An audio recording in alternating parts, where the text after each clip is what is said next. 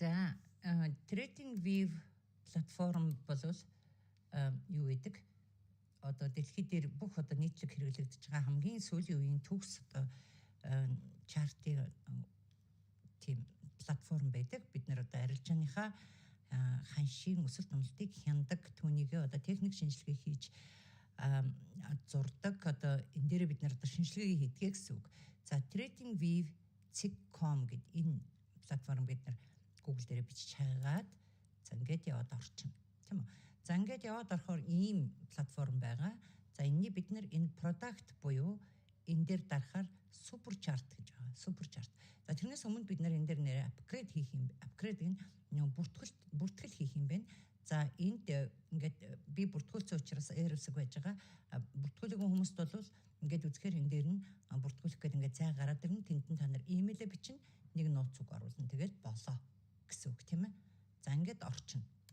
За ингээд бүртгэл үүсгэж орчингууд чинь ийм дэлгэц гараад ирнэ. За энэ product гэсэн хэсэг дээр авчаад курсороо тэгээд super chart гэдгийг нээн. За super chart нээсний дараа ийм байгаа. Та нарын доороос нь ийм volume гараад ирсэн байж магадгүй. Тэгвэл тэрийг энд нь x-лээд хаачаарай. Энэ миний chart гэж нэг арцаасан юм. За энэ зургуудыг арилгачих. За ингээд энэ chart нь ингээд гараад ирж байгаа TradingView дээр. За тэгэнгүүт бид нар яах вэ гэхээр хамгийн түрүүнд бид нар энийг ойлгох хэрэгтэй тийм ээ. Энэ хэвтэй тэнхилгийн дагуу цаг хугацаа, босоо тэнхилгийн дагуу үн ханш байж байгаа. За бид нар энэ үн ханш буюу цаг хугацааг бид нар хооронд нь диагноздаж ингэж бид нар энэ дотор одоо ханшийн хөдөлгөөнийг олдог байх нэ. За ингээд эхнээс нь за энэ талын зүүн гар талын энэ босоо тэнхлэг дотор бол бидний одоо техник шинжилгээ хийх багажнууд манд байж байгаа тийм ээ. Одоо энэ дэр зурх багажнууд манд байж байгаа. За би бол аль хэдийн ингээд энэ дэр гаргаа тавьчихсан байна. Би хичээл заадаг учраас ингээд янз бүрийн сумнууд эднэр ингээд илүү дутуу зөндөө юм гаргасан байж байгаа. Энэ текст микс гэдэг тийм ээ. Тэгээд та нар ч гэсэн ингээд гаргаж болно шүү дээ. Тэмдэглээд бичээд ингээд явхад бүх юм ингээд энэ дэр байж идэг. За эхлээд энэ багажнуудтайгаа хэдүүлээ танилцъя. За бидэнд хамгийн түрүүнд ямар одоо миний сургалтын хувьд ямар багаж хэрэг болох вэ гэхээр ингээд хамгийн ихний энэ юуны арын ингээд сум дээр дарахаар энд ингээд багажнууд нь байж байгаа. За эндээс юу сонгох юм бэ гэхээр ингээд курсороо авчихаар арийнхын 5 уршуу ингээд гараад ирнэ. Тэгэхээр бид нар энэ 5 уршууг нь идэвхжүүлээд энэ дээрээ бид багажаа ингээд гаргаад тавьчихвал амар үйдэг энэ дэр ингээд. За тэгэхээр энд бол одоо энэ 5 уршуу би идэвхжүүлсэн байна. Trend line тэрний дараагаар horizontal line энэ тийм ээ horizontal line гэдэг. Дараа нь бид нэр ингээд аваачаар нэр нь ингээд гараад ирнэ доороо ингээд курсороо аваачаар. За horizontal ray гэдгийг сонгосон байна. За энэ vertical line-ыг бид нар сонгосон байна. Яг энэ нөгөө юу үздэгтэй энэ дээр гараад ирсэн тийм ээ. Энийг ингээд нөгөө босоо ингээд тэмдэглээ. Эндээс хоошоо би одоо шинжилгээ хийж гэдэг юм уу тийм. Иймэрхүү байдлаар та нарын хувьд бол тэгээд үзчихэд болно гэсэн үг.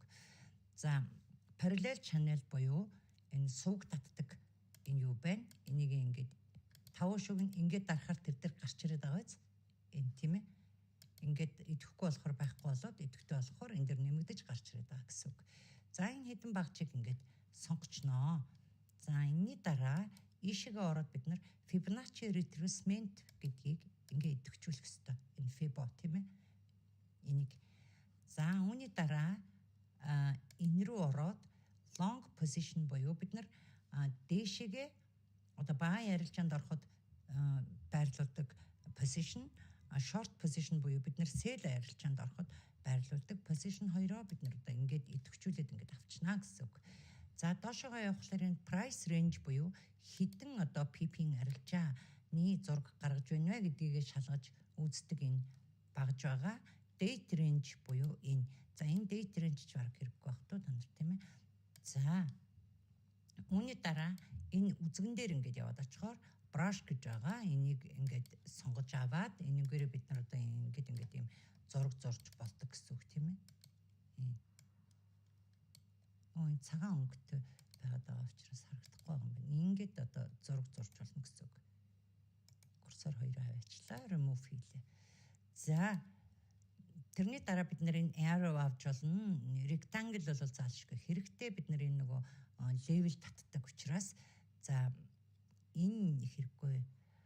За пад энэ бол хэрэгтэй. Бид нэр ийш тийш сумнуудаа нөгөө ингэж татаж зурдаг. За энийг ингэж идэвхжүүлэхээр ингэ гараад ирчин гэсэн. Энэ багжаар бид нар одоо ийм юмнуудаа ингэж зураа явуулж болно гэсэн санаа. Гэсэн үг. За энэ дараагаар бид нар энэ ellipse-ийг авна. Аркийг авна. Энэ одоо маш чухал байдаг. Энэ арк бол одоо бидний ерөөсөө үзэх ганц юм байгаад байгаа. Энэ Fibonacci арк 2 бол одоо бид Sinx-ийн хувьд хамгийн гол одоо нөгөө багж нь байдаг. За ингээд хэдүүлээ энэ дээр ингээд багшнуудаа гаргаад авлаа. За та нарын хувьд бол текст мекст гаргая гэх юм бол энэ дээр ингээд Т өсөг мөсг нь байж байгаа. Энэ Т өсгөн дээр тийм ээ. Текст гэдгийг бид нар авчиж болно. За ингээд болно. За ингээд ийм нэг хитэн багшны цуглуулгатай боллоо хэдүүлээ. Энийг өөрсөндөө ингээд нөгөө энэ уртлын 6 цаг дээр ингээд маус нэгээрээ бацж аваад ингээд өөртөө гайхахгүй газар ингээд аваачаад тавьчихна. За ингээд багчтай болчихлоо. За үүний дараа бид юутай танилцах вэ гэхээр за энэ line chart байдаг тийм ээ. Энэ дээр байна энэ line chart. Хэрвээ бид нар энэ line chart бид нар заавал хэрэг болно. Line chart хэрэг болно. За бид нар лагаа ингээд идэвхжүүлчихсэн байна. За энэ нөгөө line chart-а бас ингээд идэвхжүүлчих хэрэгтэй. Энд дээр гарч ирээд байгаа биз? Солигдоод ингээр байхгүй болоод ингээр гарч ирээд байгаа биз? За энэ дээр ингээд гаргаад тавьчих. За line chart юунд хэрэгтэй гэдэг юм бэ гэхээр тэгэхээр бид нар ингэхлээр ийм зураасан ийм line chart-ууд гарч ирнэ гэсэн үг. За line дээр тавья гэвэл ингэ чинь. За line chart гэдэг нь өөрөө юу хэлдэг вэ гэхээр энэ зүгүү биеийг илэрхийлдэг. Зүгүү биеийг илэрхийлдэг. Одоо жишээлбэл энэ зүгийг нь оролцуулахгүйгээр энэ биеийг бид нар ингээд тэмдэглэе. За тэгэнгүүт line chart дээр тавихаар зөвхөн энэ биений одоо хэмжээг line chart илэрхийлж идэг зүү оролцуулахгүйгээр гэсэн үг тийм. Тэгэхээр бид нар trend line эднэр татахад маш хэрэг болдгийг. За тэгэхээр багш нь зааж өгнө. За үүний дараа бид нар за энэ рекламыг ингээд X-л. За үүний дараа энд бид нар цаг хугацаа байгаа. Энэ одоо минийх бол 30 минут дээр таарсан байна.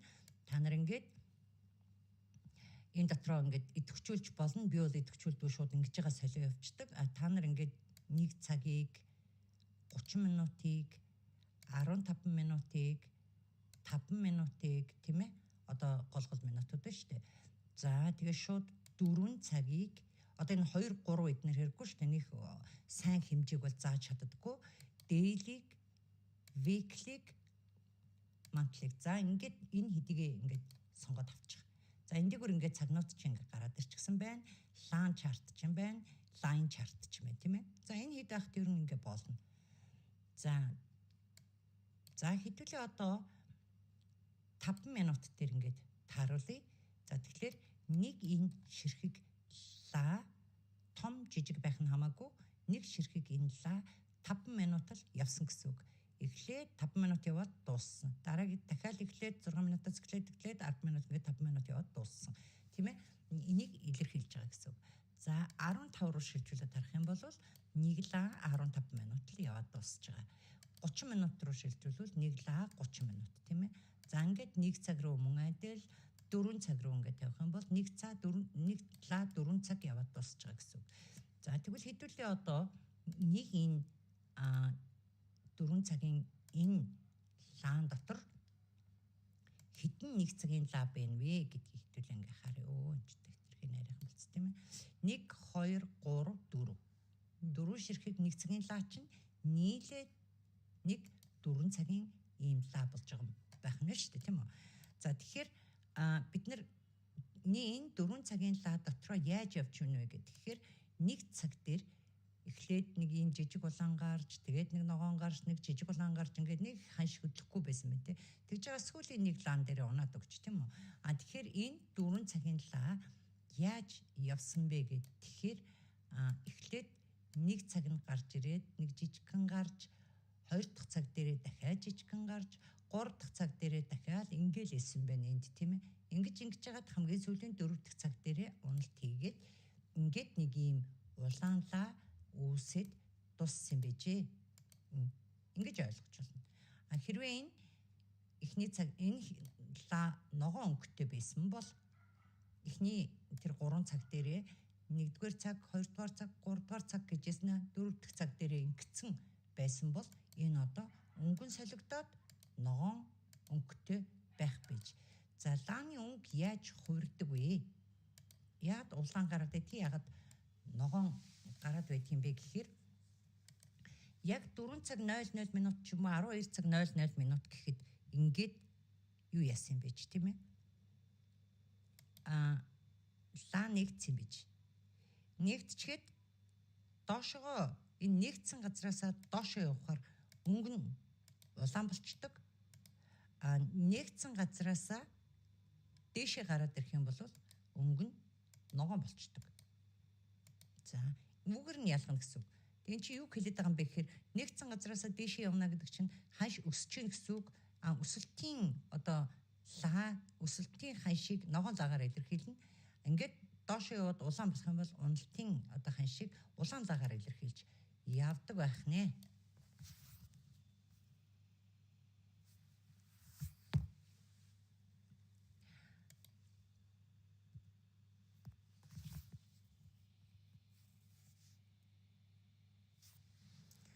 За тэгэхээр хэдүүлээ лагаа ингээд ямарчсан тохируулаад үзчихлээ. За дээли дээр ингээд харуулах юм бол нэг лаа одоо нэг өдөр явсан гэсэн үг тийм ээ. Зарим өдөр жижигхэн байна, зарим өдөр том байна. За яагаад том байдгийг, яагаад жижигхэн байдгийг гэхээр жишээлбэл одоо энэ улаан лааны хувьд яагаад юм том байгаа юм бэ гэхээр энэ өдөржингөө л одоо нэг юм буцалт хөдөлгөөнүүд хийгээгүй дандаа л ингээд уналт үзүүлж исэн гэсэн үг. Жижигхэн лаан юу хэлээд байгаа юм бэ гэхээр ингээл одоо энүүхэн эндэл ингээл ханш хөдлөхгүй тийм ээ. Жижиг цагууд дээр тавиад үзэх юм бол улаан ногоо ингээл ээлжлээд байгаад исэн гэсэн үг. Тийм учраас юм жижигхэн биетэй гардаг гэсэн үг. За нэг юм лааны юу байдал бол одоо илэрхийлэмж бол ийм байдаг. За энэ дээр индикаторсууд байгаа.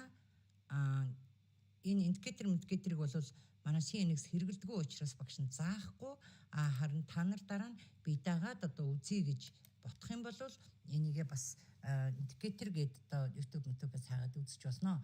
Би бол энийг өмнө үзчихсэн. Ер нь надад энэ CNX-ийг гаргахаас өмнө ашиглаж үзээгүй одоо арга техник гэж байдаггүй. Зарим нь нэг 50%, 30%, 20%, зарим нь бүр толгой эргүүлсэн янз бүрийн юм байдаг тийм ээ. Тийм учраас би CNX гэж гаргаж ирсэн байдаг юм аа. За ингээд хэдүүлээ позишнуудаа багчнуудаа хэрэгжилж үзье.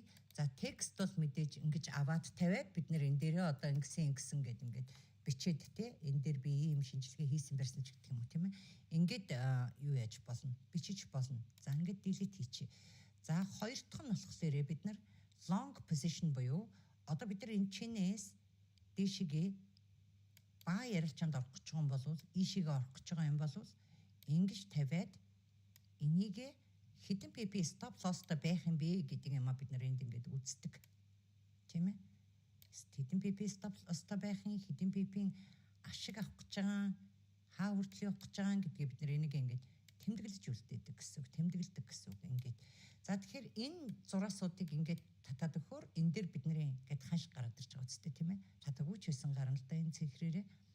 За 4368.75 дээр 1075 дээр бид нар ашиг авна гэсэн позишнаа байрлуулж байгаа юм байна тийм үү. За бид нар энтри хийж орохыгаа хаанаас орж байгаа юм бэ гэхээр энэ 4022.8 дээр орох гэж байгаа юм байна. За энэ stop loss гэдэг нь улаан хэсэг болохоор алдагдал хүлээх хэсэг буюу 1951.1 гэдэг дээр бид нар байрлуулж байгаа юм байна. 3900 тийм ээ. Энэ нь бол тэгж таарч байна. За тэгээд бид нар энэчнээс арилжаанд орж эхлэх нь шүү дээ.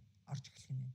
За ханш одоо жишээлбэл ингэж яваад энд явж явах юм бол бид нар ийм шинжилгээ хийж болно шүү дээ. За энд ирэхээр нь би орно гэвэл ингэ байрлуулад хүлээж ийн гэсэн үг тийм үү. За энэ ингэж явсаар нь байгаад энд ирлээ бид арилж байгаа нээх нь байна. За арилж байгаа нээгээд энэ ханшаараа бид нар стоп лоссоо тавина. Энэ дээр орж ийн энд бид нар ашиг авна гэд ингээд тэмдэглэж болно. За анхны сурж байгаа хүмүүс бол шууд арилжаа хийхгүй ч гэсэн үдсэн хичээлээ ашиглаад техник анализаар хийгээд ингэж байршуулад үнэхээр одоо ингээ харж байсан чинь чиний зурсан дээр ирж яваад ингэсээр нь байгаад энд ирээд TP буюу take profit буюу энэ ашиг авах газрыг чинь цохиод ингээ гарч ивэл одоо чи зөв зуржээ гэж өөртөө дүгнэлт хийж болно гэсэн үг. За энэ ногоо хэсгийг бол юу гэж хэлдэг вэ гэхээр take profit буюу ашиг авах гэсэн үг тийм ээ. Ашиг авах гэсэн үг. Take profit. За энэ доотлын энэ улаан хэсгийг бол бид нар stop loss буюу одоо ашгийг зогсоох гэсэн ийм үг. Тэгэхээр энэ ханш юу хэлж байгаа юм бэ гэхээр хэрвээ бид нэр арилжаанд орчход энэ буруу явах юм бол чиний зураг буруу байгаад явах юм бол энд арилжаа чи явсараад ирэхэд энийг цохиод энэ ханшин дээр ирэхэд өөрөө автоматар арилжаа чи хаагдана гэсэн үг байхгүй юу? Энэ маш ашигтай. Чиний мөнгийг хамгаалж байгаа гэсэн үг. Тэгэхгүй бол бид нар ингээд заримдаа орой морой ингээд арилжаатай байсан мартаа унтчихдаг, ажилдаа төвөртэй заримдаа мартцсан байдаг эднэр үе гараад эн чи ингээд өөрөө автоматар энэ хязгаар дээр ирж хаагдахгүйгээр ингээд яваад их юм бол мөнгө чинь дуусчих штэ тийм ээ? Баланс чинь дуусчих гэсэн. Тэгэхээр энэ take profit stop loss гэдгийг энэгээр ингэж илэрхийлж одоо зураг зурж тавьж өгдөг байна. За энэ арилжааны позишны энэ risk to reward гэж аягүй чухал зүйл байгаа гэдэг. Энэ юу юм гэхээр risk to reward гэдэг чинь энэ ашиг авах алдагдал хоёрын харьцаа гэсэн үг. Харьцаа. За тэгэхээр нэгийг харьцах нь одоо энэ нэгийн тоо энэ байхгүй.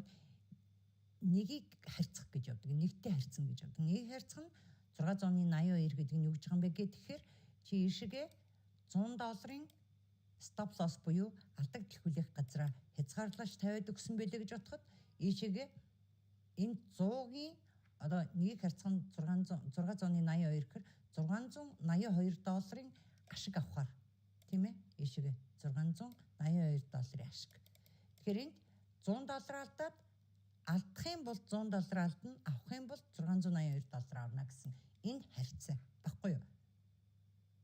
За 10-аар ярих гэвэл ийшээгээ $10 хязгаар тавьж өгөөд ийшээгээ $68.7 ашиг харж арилжаанд орж байна гэсэн үг. За энэ эсрэг талынх нь энэ sell position яг адилхан. Ингээд бид нэр sell арилжаанд орох гэж байгаа бол нэг нь хайцсан. Энэ юм уу? Ийшээгээ бид нэр sell арилжаа доошо ханш уннаа гэж бодоод нээх гэж байгаа бол мөн ялгаахгүй энэ ханшийн хөдөлгөөний энэ буруу явах юм бол алдагдлаа энд хязгаарлаж өгөөд ашгаа энд авна гэдэг. Одоо энэ бол одоо нэгийг харьцах нь 824 биш үү? Тэгэхээр чи ийшээгээ $100 алдагдал хүлээн хэрвээ алдах юм бол хүлээгээд гарна гэсэн үг. Авах юм бол $824 аваа гарна гэсэн. Энэ юмыг ингэж байршуулж. За энийг бол position гэж нэрлэж байгаа тийм ээ? Position. За үүний дараа бид нар энэ ellipse гэж байдаг. Энийг бид нар яг зөвөр нөгөө импульсыг ингэж тэмдэглэхэд энийг ашиглаж болдог. Ашиглахгүй ч байсан болно. За энэ rectangle гэж байна тийм ээ? Rectangle. Энэгээр бид нар юуг тэмдэглэдэг юм бэ гэхээр бид юуныг левелүүдийг тэмдэглээд явдаг. Левел тэмдэглээд явдаг. Одоо жишээлбэл энэ одоо том цаг дээр нэг сүртэй левел садчих юм харагдахгүй байна л да. За ингээд 30 минут дээр ингээд тавиад үзье. За энэ левел гэж юу нь юу хэлээд байгаа юм бэ гэдгийг бид нар хичээл дээр үзэн тэгээ үзэхээрээ одоо энийг хаана байршуулахын зааж өгнө. Одоохондоо бол багш нь юу яаж штэ нөгөө энэ багжнуудаа тайлбарлаж байгаа учраас зөвөр энийг хаана юу хийж татдаг юм бэ гэдгийг л хэлж өгч байгаа. За ингээд одоо энэ доороос очисон, дээрээс унж орж ирээд доошо цөмөлж чадаагүй гэсэн, энэ доороос очиод буцаад унсан, доороос очиод унсан, доороос очиод унсан. Одоо энэ зооныг дээш нэвтэлж гарч чадахгүй байна гэсэн энэ одоо зооныг одоо бид нэр левел гэж үзээд энэ одоо зооноор ингэж тэмдэглээд тийм ээ. Одоо доод хэмжээ нь энэ юм аа, дээд хэмжээ нь энэ юм аа гэдгийг ингэж одоо тэмдэглэж өгдөг гэсэн үг энэ левел тийм ээ. За үүний дараа бид нар энэ ray гэж байгаа horizontal ray бид нар энэ талаас ингэж хэмжээ тавих юм бол энийг хэрэгэлдэг. За энэ нөгөө horizontal line гэдэг нь болохоор бүр энэ уртаар ингэж одоо тэмдэглэхийг тэмдэглэдэг багж байдаг. За энэ channel бол маш чухал байдаг. Энэ parallel channel буюу бид нар одоо энэ parallel channel-ыг одоо жишээлбэл ингэж одоо татаж өгдөг гэсэн үг тийм ээ. Одоо түрүүнийх нь бид нар хөндлөн шугамар явлаа шүү дээ тийм ээ. Хөндлөнгөөр ингээд дээд доод хэмжээнүүдийг тэмдэглэсэн бол энэ бол одоо ингээд ташуугаар тэмдэглэж одоо явдаг гэсэн үг тийм ээ. Channel-ийн одоо дээд ирмэг дээр ирлээ, доод ирмэг дээр ирлээ тийм ээ. Ханш чинь тийм ээ. Дээдлийн цохиод нэвтэрчдэггүй бол доод дээр тулаад үндих, дээр ирээд дахиад доор тулаад үндих гэдэг тийм. Иймэрхүү байдлаар бид нар энэ channel гэж юмыг үзэн, channel эвдрүүл яахын, эвдрэхгүй яахын гэх тийм ээ. Эвдэрнэ гэдэг нь энэ channel-а даваа гарвал яадгийн энэ төрөй гэдэг энэ хичээлүүдийг бид нар үзнэ цаашдаа энэ дундчны хичээл дээр тийм ээ. За үүний дараа юу хийх юм бэ гэхээр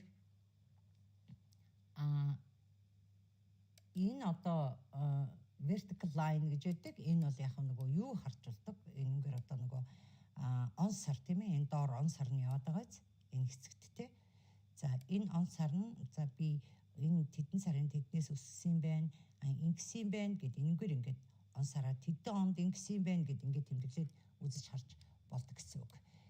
За энэ бол мэдээж ингээд сум зүгээр тэмдэглэж орхидог ийшээ тийшээ гэсэн одоо тэмдэглэгээнүүд гэсэн үг. Энэ мөн ялгаахгүй ингээд бичээд иймэрхүү юмар зураг мураг зурж болно гэсэн үг. За энэ pat бол ингэж яваад ингэжээч гэдэг юм уу тийм ээ. Энэ юмнуудаа ингээд тэмдэглээд эсвэл ингэхийн байнаач гэдэг юм уу тийм ээ. Одоо энэ лаг мөргөөд буцаж энд ирээд өксөж энд ирээд тэгээд доошоо ийшээ унах юм байнаач гэдэг юм уу тийм ээ. Иймэрхүү байдлаар одоо энийг ингэж тэмдэглэж зурж болдог. За энэ бол одоо PP-ийн юу байдаг? Хэмжээ байдаг. Ингээд явдаг гэсэн үг тийм ээ. Энэгээр зурж тэмдэглэдэг гэсэн үг. За одоо жишээлбэл би энэ лайны ёроолоос арилжаанд орлоо гэж бодъё. Ийшээгээ тийм ээ. За би мэдээж ингээд позишн байрлуулаа явна шүү дээ ингээд тийм ээ. Позишн байрлуулад за би энэ хүртэл арилжъя гэд ингээд арилжаанд орсон бай гэж бодъё. Ингэсэн. За тэгвэл би ийшээгээ ер нь хэдэн PP-ийн арилжаа хийх гэж байгаа юм бэ гэдгийг энэгээр ингэж хэмжиж үздэг гэсэн үг тийм ээ. За цэгийн артлын нэг оронг оруулж тоолдог энэ алтан дээр. Алтан дээр бол цэгийн арын нэг оронг оруулж тоолдог. Энэ хэд гэж байна? 103 энтэй давхцаад байна. 103 цэг 0 гэдэг нь өөрөө юу гэж байгаа юм гэхээр 1030 pip гэсэн үг. 1030 pip гэсэн үг. За ингэчи. За ийм байх юм бол 403 pip гэсэн үг. Цэгийн арын нэг оронг энэ 403 pip гэж оруулж тоолдог энэ. Энэ 169 pip гэсэн үг. За pip-ийг бол ингэж тоолно. Цэгийн арын нэг оронг оруулж тоолно. За энэ pip гэдэг нь одоо юу гэсэн үг юм бэ гэхээр $1 тутамд одоо хэдэн доллар хөдөлж байна гэдгийг pip-ээр илэрхийлээд явчихдаг гэсэн үг. Одоо $1 тутамд ямар хэмжээ хөдөлж байна гэдгийг pip-ээр илэрхийлээд явдаг гэсэн үг. Нэг pip нь хэдэн доллар байдаг юм бэ гэд эсэргээрээ тийм тоо бас гарч ирнэ тийм ээ. Энэ гарч ирнэ гэсэн үг. За тэгэхээр бид хэрвээ одоо алтны энэ юунес одоо units гэдэг тийм ээ. Units. Манайхан юу гэж ярьдаг вүлээ? Унц гэдэг тийм ээ. Унц гэдэг. За энэ юугаар хэмжээгээр энэ алтны ханшийн дээр явж идэг 1 кг-аар ч юм ингэж явдаггүй. За тэгэхээр хүмүүс гайхаад байдаг. Алт 4000 чартаа байгаа мөн 1 кг нь 10 эдхэн сая төгрөг байгаа мó ч гэдэг юм уу те. Иймэрхүү юм ярьдаг. Тэгэхээр энэ бол unit унцаар тодорхойлж явдаг байна. 37 г нь 1 унц гэж явдаг шүү дээ, тийм ээ. За тэгэхээр тэр ханшаараа энд явж байгаа гэсэн үг. За тэгэхээр бид нар хэдэн unit, хэдэн унцыг бид нар энэ алтнаас авах гэж байгаа юм бэ гэдэг чи өөрөө асуулт байдаг байхгүй юу? За тэгэхээр бид нар энд одоо $1000 баланстай одоо арилжааныхаа дансанд $1000 хүн бай гэж бодъё л да одоо дунджаар тийм ээ. За ийм тохиолдолд бид нар арилжаанд орохдоо балансынхаа 20%-ыг илүү ашиглаж болохгүй дэшегээ тийм ээ. Тийм тулд бид нар $200-оор арилжаанд орж болно гэсэн үг. За $200-оор бид нар хэдэн юнит авч болох юм бэ гэдэг тооцоо гарч ирж байгаа. Эндээс одоо бид нар ямар хэмжээтэйг авч чадах юм? Нэг юнитийг бид нар авч чадахгүй. Нэг бүхэл одоо стандарт лот энийг лот гэж нэрлэдэг. Энэ авж байгаа хэмжээгээ бид нэр лот гэж нэрлэдэг. Лот. За тэгэхээр за $200-оор долларын маржин хэрэглээд одоо энийг ашиглаж байгаа мөнгөө бид нар маржин гэж хэлнэ тийм үү? $1000-ийнхоо 200-ийн маржингаар нь бид нар арилжаанд орчлоо. Цаана free margin нь 800 үлдчихэж байгаа гэсэн үг тийм ээ. Тэгэхээр free margin байгаа гэдэг чинь бид нар дахиад 800-аар нэмж арилжиж болно гэсэн үг. Арилжахгүй ч хийж болно гэсэн үг тийм ээ. За ийм. За тэгэхээр бид нар $200-оор энэ алтны энэ нэг юнитээс нь бид нар хичнээн хэмжээгээр худалдаж авч чадах юм бэ. Тэгээд өсгөр нь юм уу унахаар нь зарж чадах юм бэ гэдэг. Тэгэхээр нэг лотоор бид нар бол чадахгүй. Яг гэвэл энэ 200 ч хүрэхгүй гэсэн үг байхгүй хүрэхгүй. Тэгэхээр бид нар энэ орж байгаа мөнгөндөө таарсан одоо лотыг авах нь шүү дээ. Тэгэхээр бид нар эндээс нэг 0.5 одоо лотыг энэ алтнаас худалдаж аваад арилжаанд оролцож болно гэсэн үг. За тэгээд энд бид нар $200-оор ингээд жишээлбэл арилжаанд орчлоо гэж бодоход энэ $250 одоо $300 болоод арилжаа хаагдахад энэ 1000 чинь хэд болох нь? Энэ $300 бол хаагдах юм бол энэ 1100 болох нь шүү дээ. Үндсэн 200 чинь нэмэгдэж энэ чинь 800 үлдсэн байгаа шүү дээ. Одоо энэ 200-ыг авцсан байгаа юм чи тийм ээ. Энэ 200 чинь буцаж ороод дээр нь ашиг чинь нэмэгдээд энэ баланс чинь 1100 болж ингэж өсөж явна гэсэн үг. За тэгээ ингээ хичээлүүд дээр аяндаа энэ болгоныг ингээ яриа явна. PP өшөө тайлбарлаад явна. Юугээ лото өшөө тайлбарлаад явна. Балансанд тохирсон лот гэж юу хэлдгийг, риск to reward-ыг яаж сайн барих ёстой, reward нь ямар байх ёстой. За дээрэс нь дахиад юу ямар байх ёстой, мөнгөний менежментийг яаж хийх ёстой, рискийг яаж барих ёстой гэдэг ингээ бүгдийг энэ хичээл дээр заагаад явна. Энэ бол зөвхөн энэ платформыг ашиглах тухай танилцуулга хичээл хийжсэн аа. Бүр тэр чигтээ хичээл болоо явчлаа. За ингээд хэдүүлээ. Зогсоё. За багажаа бол мэдсэн. Эдрийг гаргаад тавьчихсан. Лаа цагуудаа мэдсэн. Лаа хэдэн цагийн нэг лаа хэдэн цагаар яаж илэрхийлэгдэж явдгийг гэдгээ мэдсэн. Багажнуудаа яаж хэрэглэхийг бүгдийг тайлбарлаад өгчихсөн. За энэ дээр нэг юм дутуу орхисон байна би. За энэ Fibonacci retracement гэж нэг чухал зүйл байгаа. Энийг хэдүүлээ багш нь тайлбарлаад өгөөдгий. За энэ курсороо аваачаар Fibonacci retracement гэж байгаа. Энэ багжаа бид нар маус нэгээрээ өгчүүлж авлаа. Энэ давчраад ингээд татаад тавилаа. За минийх бол ингээд тохирцсон байгаа. Та нарыг бол тохироогүй юм байгаа. Одоо би та нарыг үзүүлье. Та нарыг бол ингээд өнгөнүүд нь ч гэсэн ингээд янз янзын өнгөтэй ингээд ийм юм байж байгаа. За тэгэхээр энийг яах юм гэхээр та нар өнгийн ийм олон тоотой юм авчираад тавилаа. Тавьчингуудаа энэ дээр гарч байгаа settings тэмдэг рүү дарж ороод тэгээд ингэж дарж ороод энэ эхний дөрвийг үлдээгээд бусдыг нь бүгдийг ингээд чагтыг идэхгүй болгож байгаа. Ингээд та нарын нарийнхан ч гэсэн ингээд идэвхтэй байж байгаа. Ингээд тэрийг бүгдийг ингээд идэхгүй болгож. За эхний дөрвийг үлдээлээ. Энэ дээр өөр тоо байгаа та нар дээр. Тэгэхээр та нар энийг ингээд арилгаа delete хийгээд 0 тэгээ хоёр дахь дээр нь ингээд 1 гэд ингээд тоонуудын арилгаа бичээд 0 1 2 3 гэд ингээд энэ 3 тоог биччихнэ. За тэгээ биччихэнгуудаа надыг дуурайгаад ийм саарл хартай ийм цэвэрхэн байлгая гэдэг үднэс яг тэгвэл нөгөө өнгө байхаар лаанаас ялгагддаггүй учраас би ингээд ийм саарл зураас нь хар болгочдөг байхгүй. Ингийн тулд яах ёстой вэ гэхээр энэ арын өнгөн дээр дараад одоо энэ харыгаа та нар бол ингээд ийм ногоон байж байгаа шүү дээ одоо энэ зураасууд нь тийм ээ. Тэгэхээр энийг ингээ хараар сонгоод тэгээд дараагийн одоо энэний өнгөн дээр очиод дахиад хараар сонгоод тэгээд энэний өнгөн дээр очиж хараар ингээд дөрвөлнгийн ингээд хараар сонгоч тийм ээ. За тэгэнгүүт хараар сонгочоор та нарыг бүр ийм пад хар юм ингээд болчихно. Тэгэхээр энэ доор background гэдэг энэ юмар хажууд дэш нь ингэж болгоод цайруулаад ингээд тавьчих. За тэгэнгүүт та нарыг ийм байж байгаа. Энэ prices гэдэг нь асаалттай reverse гэдэг нь ингээд унтраатай байж байгаа. Тэгэхээр reverse асаагаад price унтраагаад за ингээд өөр юм оролдох шаардлагагүй ок дарчихна. За тэгээд нэг ийм Fibonacci болчлоо. За энэ Fibonacci-га бид нар хичээл дээр хэрэглэн энэ агсан төвчний хичээлд хэрэг болно маш чухал хэрэгтэй. За тийм болохоор юу ч гэсэн ингээд Fibonacci эритрэсмтэй ингээд юу яагаад тохируулаад ингээд орхичих дараа нь одоо тохируулах гэж явахаар за юм байна. За тэгээд энэ trading wave дээр вивийг танилцууллаа. Хэдүүлээ одоо энэ trading wave чинь юу болох юм бэ гэхээр бид нар брокер дээр бид нар ингээд дансаа нээчихэн эндээ тийм ээ одоо Vantage гэдэг ингээд брокер дээр бид нар дансаа нээсэн байгаа.